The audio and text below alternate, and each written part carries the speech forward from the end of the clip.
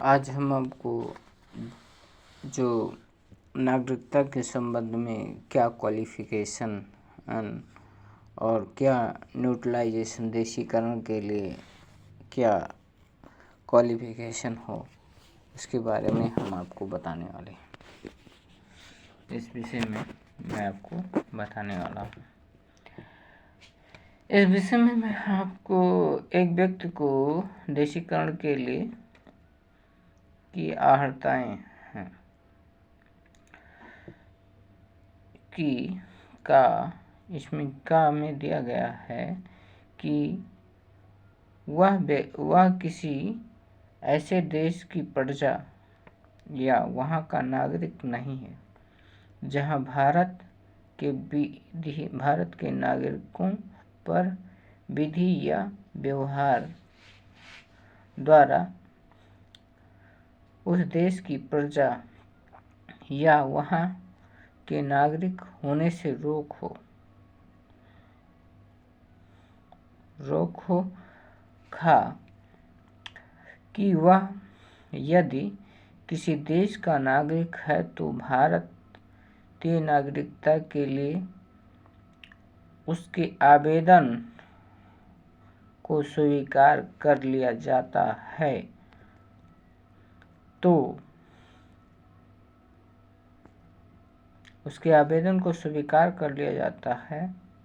तो वहाँ की नागरिकता छोड़ देगा वो व्यक्ति।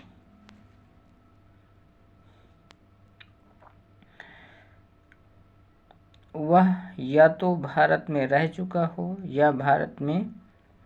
एक सरकार की सेवा में अंशतः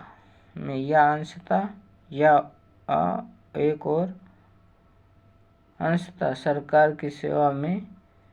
आवेदन की तारीख से तुरंत 12 मास की अवधि तक रहा हो, परंतु यदि केंद्रीय सरकार का समाधान की परिस्थितियों विद्यमान है तो उन परिस्थितियों को अभिलिखित करने के बाद वह 12 मास की अवधि में अधिकतम 30 दिनों की अवधि की जो भिन्न भिन्न अंशों में हो सकती है, यानी और उन्हें छूट भी दिया जा सकती है सरकार कि वह उक्त 12 मास की अवधि के तुरंत पूर्व 14 वर्षों तक भारत में रह चुका हो या भारत की सेवा में रह चुका हो या अंशतः एक या अंशतः अन्य 11 वर्षों से कम की अवधि के लिए रह चुका हो और वह अच्छे चरित्र का हो, उसे संविधान की अनुसूची 8 से निर्दिष्ट एक भाषा का समुचित ज्ञान है कि उसे देशीकरण का प्रमाण पत्र स्वीकृत किए जाने की स्थिति में उसका भारत में निवास करने का आशय है या भारत में किसी सरकार के अधीन एक अंतर्राष्ट्रीय संगठन जिसका सदस्य है के अधीन या भारत में स्थापित एक समिति, कंपनी, व्यक्तियों के निकाय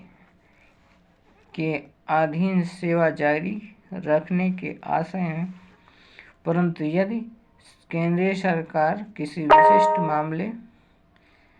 में उपयुक्त समझती है तो आवेदन की तारीख से 6 महीने पूर्व समाप्त होने वाली यह लगातार अवधि जो 12 मास से एक अधिक न हो, उपरोक्त खंड गा के प्रयोजनों के गणना के लिए अनुज्ञात कर सकती है, जैसे कि उस तारीख के तुरंत पूर्ववर्ती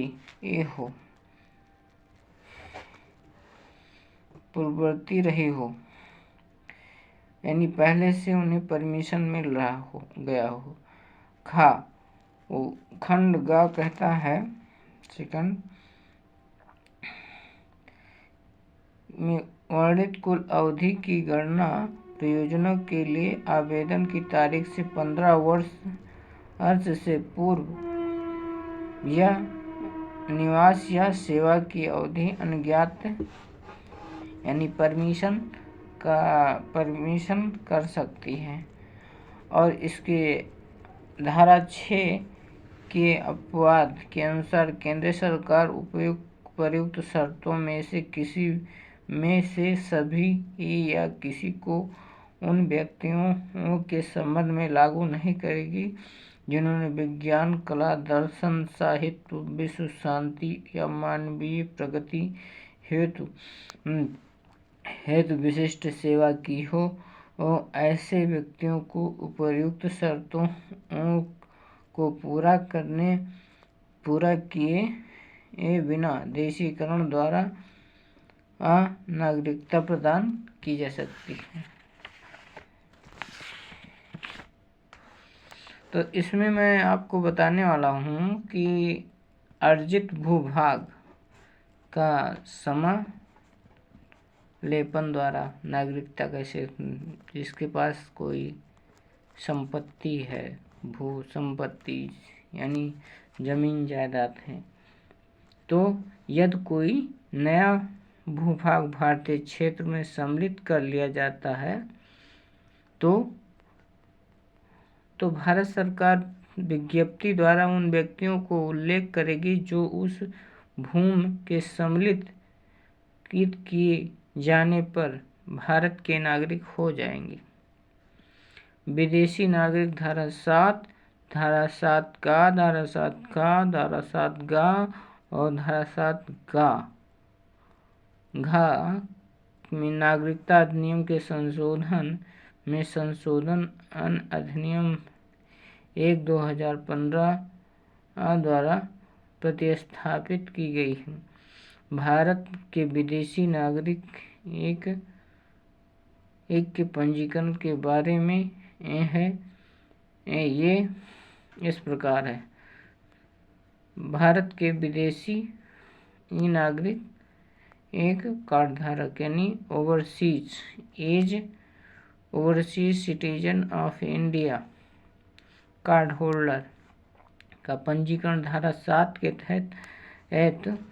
केंद्रीय सरकार ऐसी शर्तों एवं प्रतिबंधों और ढंग के अधीन है जो विहित किए जाए। आवेदन किए जाने पर भारत के विदेशी नागरिक कार्ड धारक के रूप में पंजीकरण कर सकती है।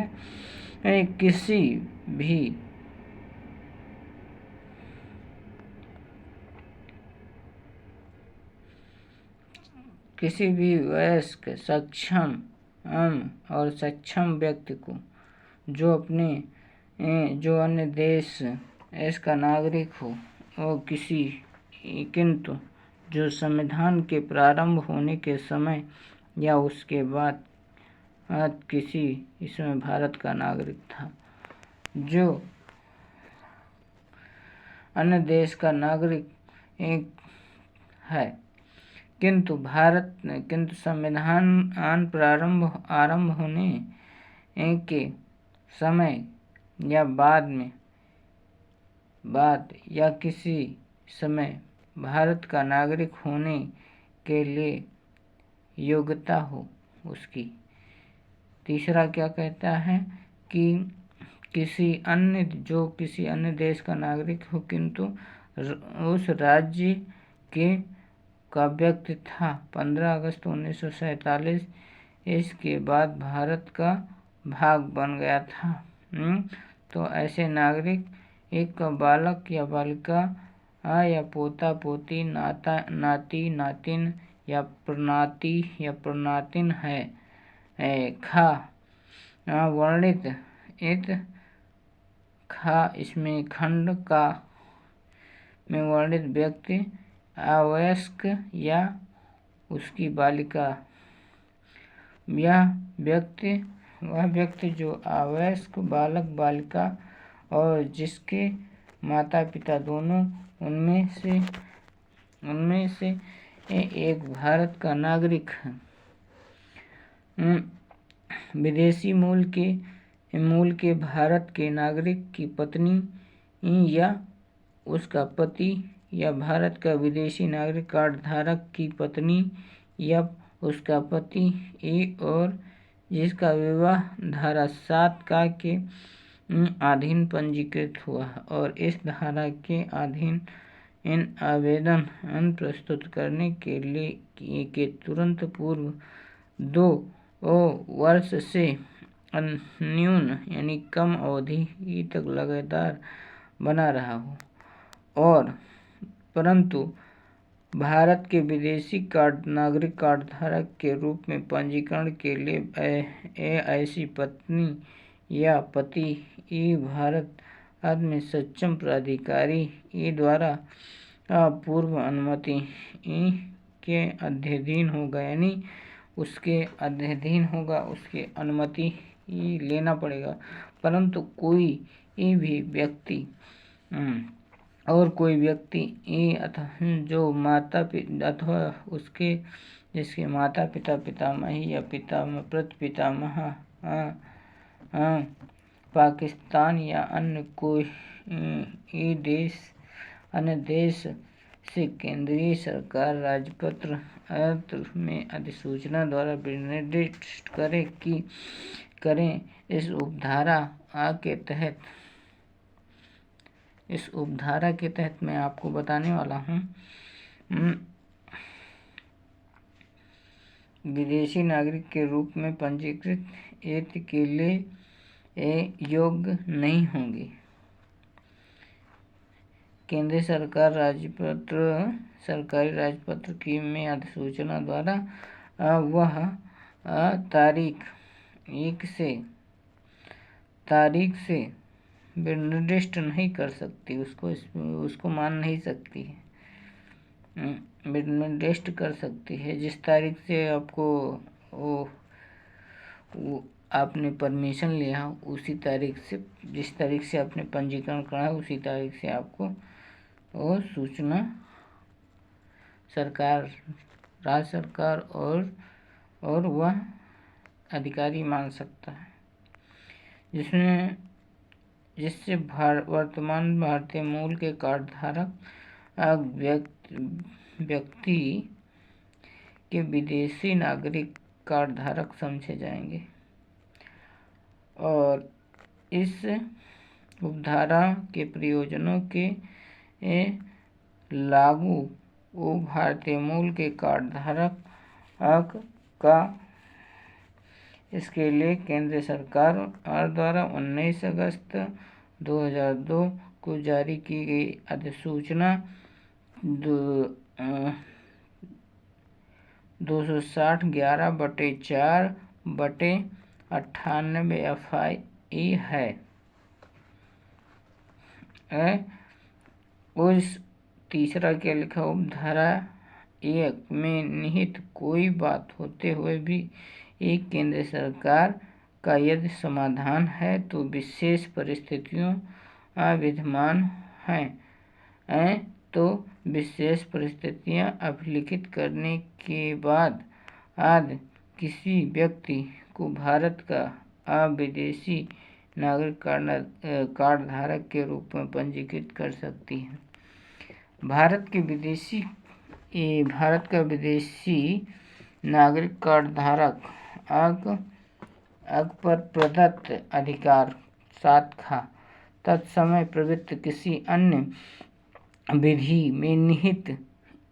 कोई अन्य बात के होते हुए भी भारत का विदेशी नागरिक कार्ड धारक उपधारा 2 के विनिर्दिष्ट इससे अन्य अन्य प्राधिकारों अन्य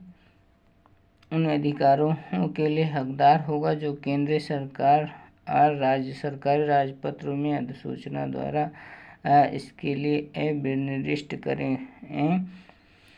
कोई भारत का विदेशी नागरिक कार्ड धारक भारत के नागरिक पर प्रदत्त अधिकारों का हकदार नहीं होगा।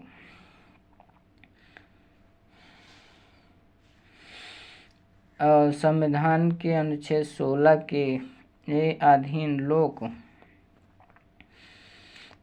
नियोजन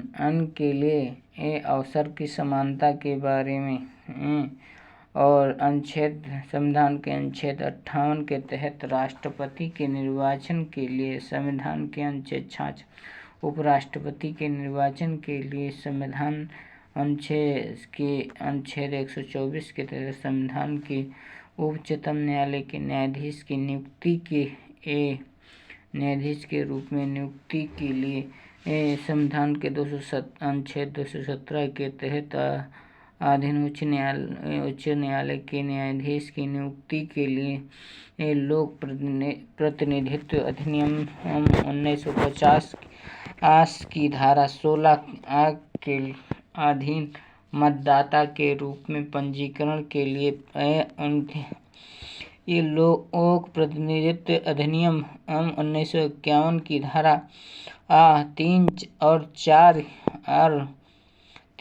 4 के अधीन इन लोकसभा और राज्यसभा की सदस्यता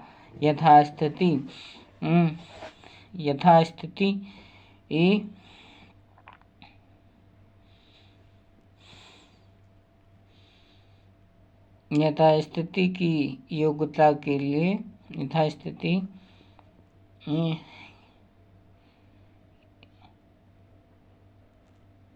की अर्हता के बारे में यानी उसकी योग्यता के बारे में बताती है। और लोक प्रतिनिधित्व अधिनियम 1951 की धारा 5 का और 6 के अधीन विधानसभाओं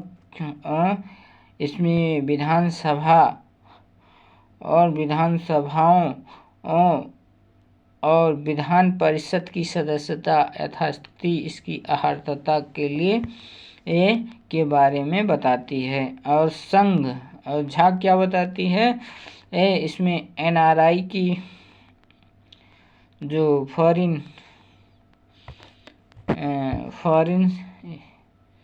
कार्ड होल्डर जो होते हैं, फॉरेन कार्ड होल्डर और फॉरेन सिटीजन कार्ड होल्डर के तहत अब आपको संघ एवं राज्य के मामले में लोक सेवाओं संबंधित लोक सेवाओं के पदों की नियुक्ति के सिवाय उन सेवाओं के पदों की नियुक्ति के लिए जो केंद्रीय इस पर निमित्त विशेष आदेश द्वारा निर्दिष्ट करें। बताएं, उपधारा 3 के अधीन जारी की गई अधिसूचना के संसद प्रत्येक सदन के समक्ष रखी जाएगी। विदेशी नागरिक भारत के विदेशी नागरिक कार्ड का परित्याग कैसे हो सकता है, कैसे कर सकते हैं? तो धारा 7 के यदगा के तहत इसमें क्या है कि यदि वयस्क की क्षमता भारत का कोई विदेशी कार्ड धारक जिसका पंजीकरण भारत के विदेशी नागरिक कार्ड धारक के रूप के लिए हुआ है तो अपने ऐसे कार्ड को त्याग करने की विहित ढंग की घोषणा करता है और उसे विहित ढंग से घोषणा करना पड़ेगा। और तो वो घोषणा केंद्रीय सरकार द्वारा पंजीकृत की जाएगी, रजिस्टर्ड की जाएगी और इस पंजीकरण पर व्यक्ति भारत का विदेशी कार्ड धारक नहीं रह जाएगा। जब कोई व्यक्ति उपधारा के अधीन इन भारत का विदेशी नागरिक कार्ड धारक रह जाता है तो विदेशी मूल का उस पति या उस मूल की उसकी पत्नी ही जिसने धारा 7 एक्ट के उपधारा के खंड घ के अधीन भारत के विदेशी नागरिक का कार्ड प्राप्त किया है तो उस व्यक्ति का प्रत्येक अवयस्क बालिका बालक बालिका भारत का विदेशी कार्ड पंजीकृत किया आ गया है तो वह भारत का विदेशी नागरिक कार्ड धारक नहीं रह जाएगा। भारत के विदेशी नागरिक कार्ड धारक का पंजीकरण के निरस्तीकरण केंद्र सरकार की आदेश द्वारा 7 के अधीन स्वीकृत पंजीकरण निरस्त कर सकती है। यदि समाधान हो तो भारत के विदेशी नागरिक कार्ड धारक का पंजीकरण कपट या मिथ्या व्यक्तेशन या किसी तथ्य के छिपावट द्वारा प्राप्त किया गया था तो भारत के विदेशी नागरिक कार्ड धारक के ने विधि द्वारा स्थापित संविधान के प्रति अनिष्ठा प्रदर्शित किया है।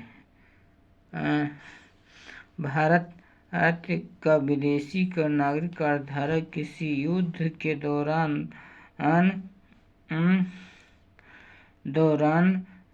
जिसमें भारत उलझा हो वह किसी शत्रु से अविधिपूर्ण ढंग से व्यापार किया हो या संपर्क रखा हो या लगा या रहा हो और इसमें किसी कारोबार और वाणिज्यिक क्रियाकलाप में संयुक्त रहा हो या उसके ज्ञान सहित इस ढंग से किया गया है जो एक शत्रु को उस युद्ध में सहायक हो और भारत के विदेशी नागरिक कार्ड धारक हो धारा 7 की उपधारा 1 के अधीन पंजीकृत किए जाने के 5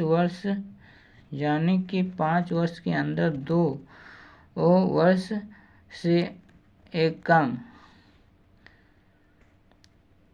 के कारावास से दंडित किया जाएगा।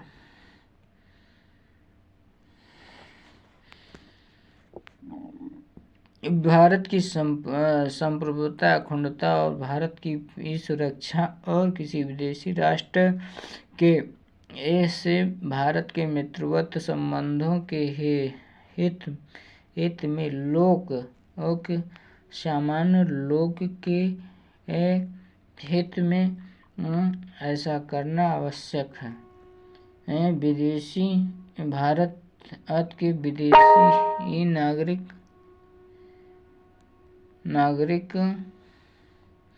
कार्ड धारक जिसने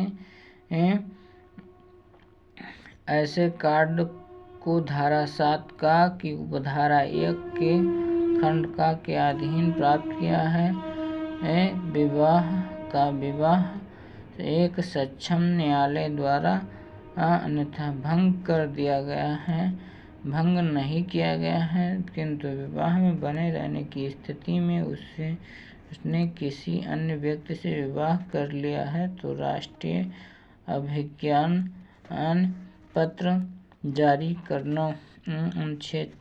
धारा 14 का केंद्र सरकार का प्रत्येक नागरिक का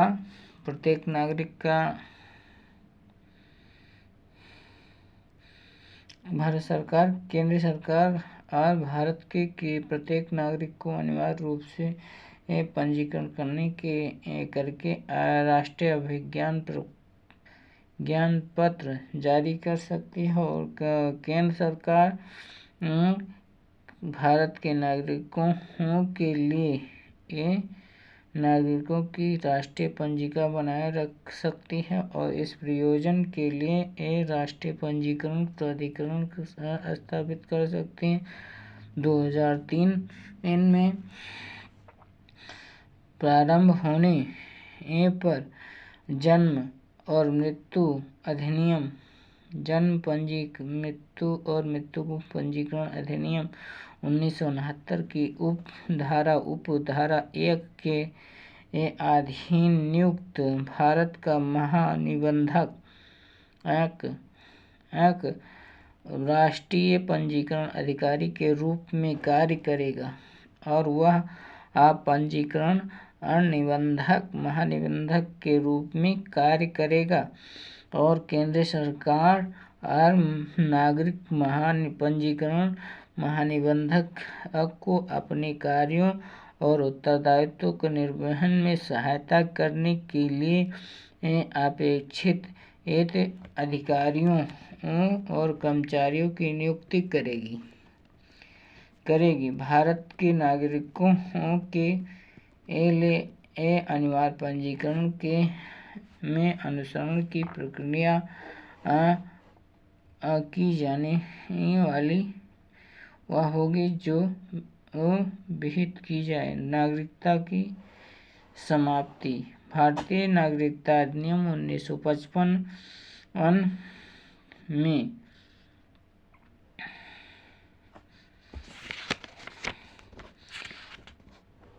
नागरिकता की समाप्ति के विषय में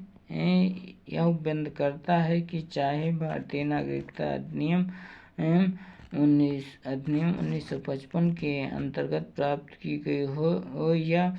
संविधान के उपबंधों के अनुसार प्राप्त की गई हो, भारत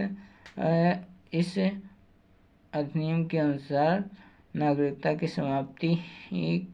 3 प्रकार से हो सकती है। पहला तो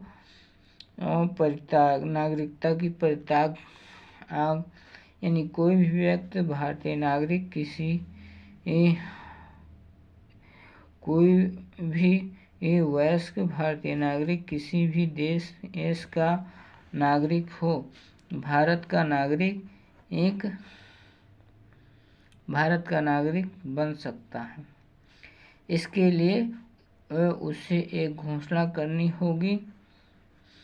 भारत का नागरिक भारतीय नागरिकता त्याग सकता है। इसके लिए उसे घोषणा करनी होगी कि इस घोषणा के पंजीकरण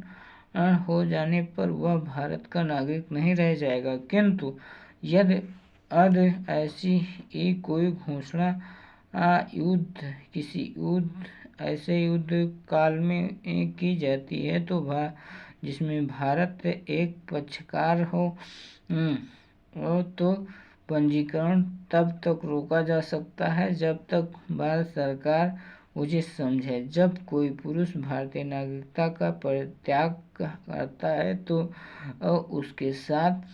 उसके अवयस्क बच्चे भी भारतीय नागरिकता खो देते हैं। ऐसा कोई भी अवयस्क बच्चा भारतीय नागरिकता पुनः प्राप्त कर सकता है यदि वह अवयस्क होने के 1 वर्ष के भीतर भारतीय नागरिक के बारे में घोषणा कर दे। तो यदि दूसरे देश की नागरिकता स्वीकार करने से भी नागरिकता की समाप्ति हो सकती है। यदि भारत का कोई भी नागरिक अपनी इच्छा से अन्य देश की नागरिकता स्वीकार कर लेता है तो उससे भारतीय नागरिकता समाप्त हो जाती है। यह नियम उन नागरिकों के संबंध में लागू नहीं होता है जो किसी ऐसे युद्ध के समय जिसमें भारत एक पक्षकार हो स्वेच्छा से दूसरे देश की नागरिकता स्वीकार कर लेता है। क्या किसी भारतीय नागरिक को दूसरे देश की नागरिकता प्राप्त कर ली है? इस प्रश्न का निर्धारण ऐसे अधिकारों द्वारा उन नियमों का पालन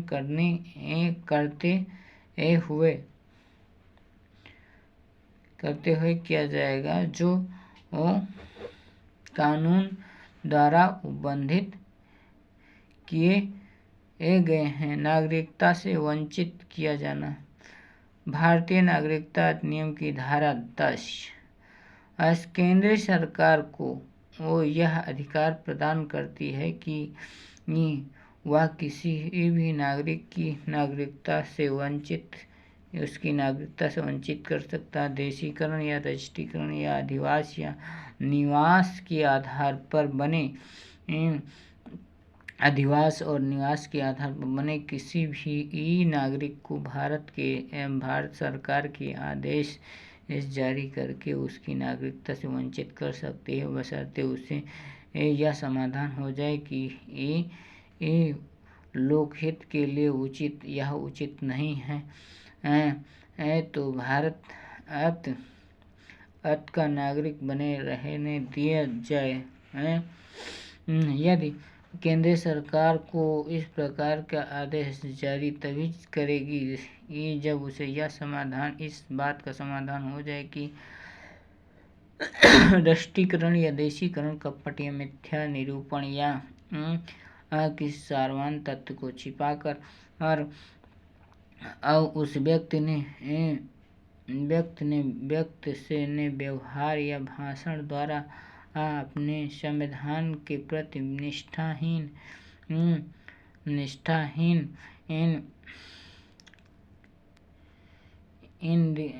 दिखावा है किसी ऐसे युद्ध जिसमें भारत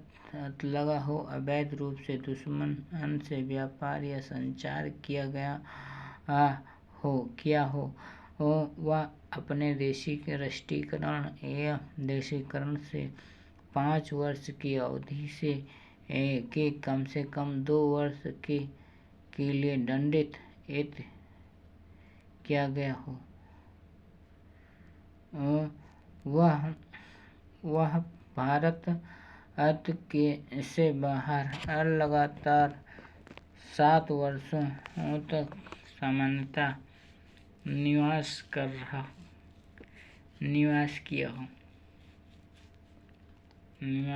हो, किंतु उपर्युक्त उपबंधों के अनुसार आदेश देने के पहले क्या करेगी? केंद्र सरकार के लिए यह आवश्यक है कि उस आदेश से प्रभावित होने वाले नागरिकों को एक लिखित नोटिस दे और उसमें उन आधारों का उल्लेख करे जिनके आधार पर भारतीय उनकी नागरिकता से वंचित करने का आदेश दिया जाने वाला हो। उस मामले में सरकार के आदेश से प्रभावित होने वाला व्यक्ति अपने मामले की जांच समिति को सौंपने का मांग कर सकता है। ऐसी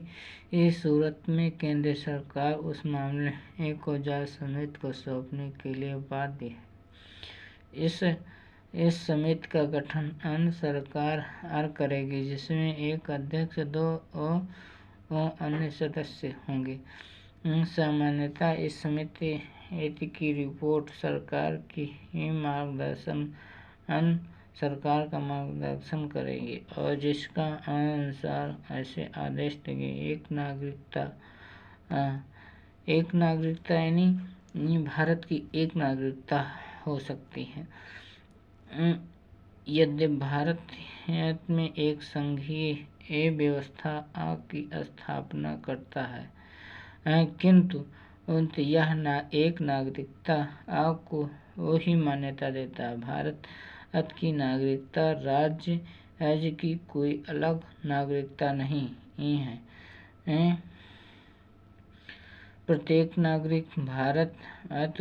नागरिक को नागरिकता से उद्भिन्न वे सभी अधिकार, विशेषाधिकार और उन्मुक्तियां प्राप्त हैं, चाहे वह देश के किसी भी प्रांत का निवासी हो। अमेरिका में की स्थिति बिल्कुल भिन्न है। भारत के संविधान में संघीय सिद्धांत को कठोरता से लागू किया गया है। अमेरिका में दोहरी नागरिकता है, एक तो संघ की नागरिकता, दूसरी उस राज्य की नागरिकता जहां व्यक्ति का जन्म हुआ है और अस्थायी रूप से निवास कर रहा हो। दोनों प्रकार की नागरिकता से भिन्न भिन्न अधिकार और कर्तव्य नागरिकों को प्राप्त होते हैं। भारत में ऐसा नहीं है। इसका मुख्य कारण है कि हमने अपने देश की आवश्यकता अनुसार संघीय सिद्धांत को संशोधित रूप में अपनाया है। एक नागरिकता की मान्यता देकर और भारत की नागरिकता की अखंडता बनाए रखने का प्रयत्न किया गया है। भारतीय नागरिकता किसी राज्य की सरकार की नागरिकता नहीं है, वरन अन्य संविधान द्वारा प्रदत्त ऐसी शक्ति है जो ऐसी प्रत्येक व्यक्ति की राष्ट्रीय एकता का सूत्र में बांध देती। प्रत्येक व्यक्ति को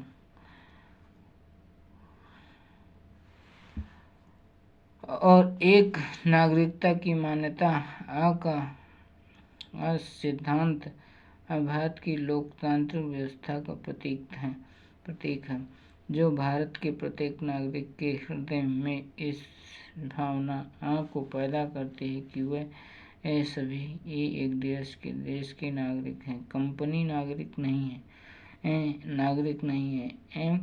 इसमें भारतीय संविधान में भाग 2 में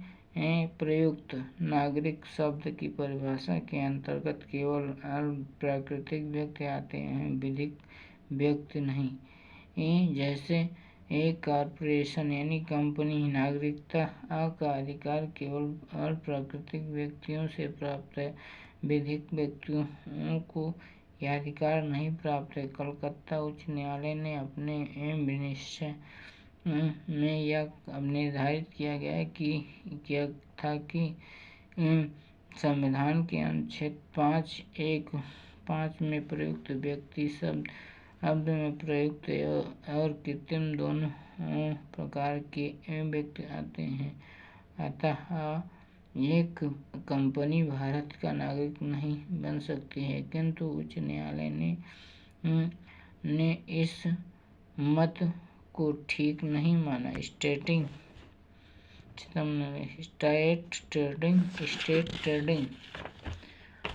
ट्रेडिंग कॉर्पोरेशन ऑफ इंडिया के मामले में दावा किया गया कि संविधान के अनुच्छेद 19 में दिए गए मूल अधिकार को राज्य व्यापार निगम भी प्राप्त है।